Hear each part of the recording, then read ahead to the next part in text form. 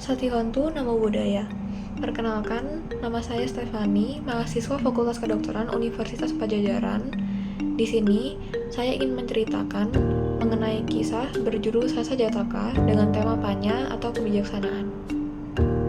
Pada zaman dahulu kala, Bodhisatta terlahir sebagai seekor kelinci yang tinggal di dalam hutan. Di sana, ia berteman dengan seekor kera, seekor serigala, dan seekor berang-berang. Setiap sore, mereka akan berkumpul bersama dan mendengarkan si kelinci menceritakan mengenai Dhamma kepada 3 temannya. Teman-temanku, berdana itu sangatlah penting, baik untuk orang yang memberi maupun orang yang menerimanya. Dengan berdana, kita menciptakan karma baik bagi kita dan juga orang lain. Berdana harus dilakukan atas keinginan sendiri, dan kita harus menentukan dengan bijak siapa yang akan menerima dana dari kita. Berdana kepada mereka yang berada di jalan menuju pencerahan akan membuahkan hasil tertinggi. Berdana kepada mereka yang sedang berusaha memperbaiki diri dan meninggalkan kehidupan duniawi, atau kepada mereka yang kurang mampu, juga akan membuahkan hasil yang baik.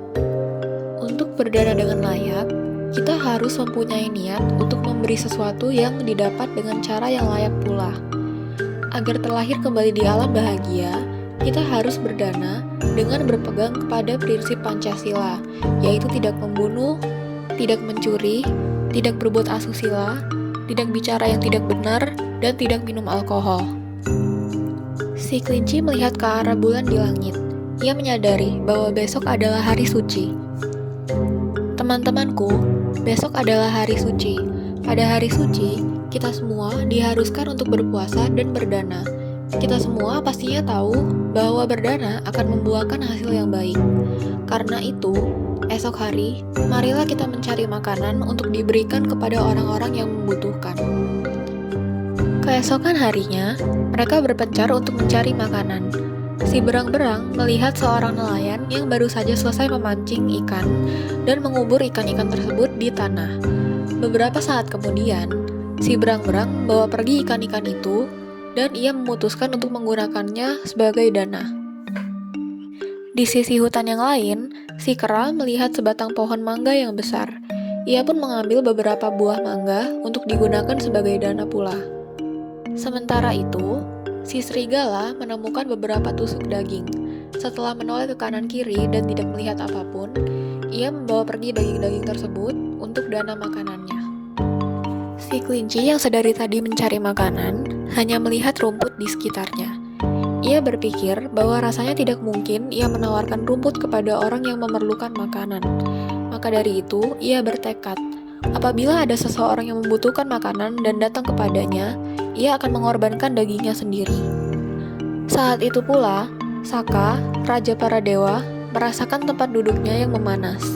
Ini biasanya terjadi apabila ada seseorang yang memiliki tekad kuat dan suci. Saka turun ke bumi dan mencari-cari orang tersebut, dan disinilah ia melihat tekad si kelinci. Saka memutuskan untuk mengubah wujud dirinya menjadi seorang Brahmana dan menguji keempat hewan ini. Saka mendatangi keempat hewan tersebut satu persatu. Ketika ia meminta makanan, berang-berang, serigala, dan kera memberikan makanan yang sudah mereka dapatkan. Terakhir, ia mendatangi si kelinci. Si kelinci yang tidak memiliki apapun untuk diberikan, akhirnya mengumpulkan kayu bakar dan membuat api. Ketika api semakin membesar, ia pun langsung melompat ke dalam api.